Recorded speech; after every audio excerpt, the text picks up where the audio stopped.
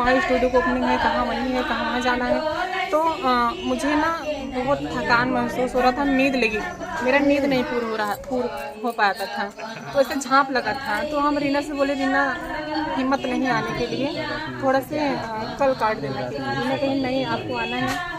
अगर आज घेरा के लिए ना जितना चैनल आज खड़ा रहना सब कहीं खुशबू रानी के तारे घरे ना जोन करे कई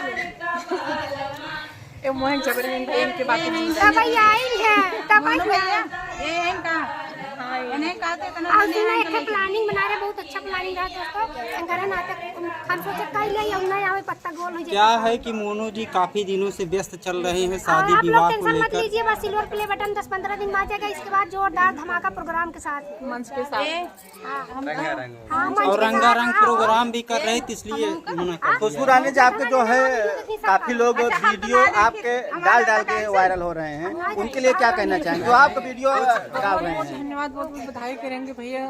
ये उनका वर्चस्व कायम हो रहा है, ऐसे लहरा हमारे वीडियो से काफी लोग को फायदा हुआ, काफी लोग बहुत डाल रहे पुण्य हैं। कमान बहुत ये पुण्य जान लीजिए कि मुझे पुण्य बहुत मिला।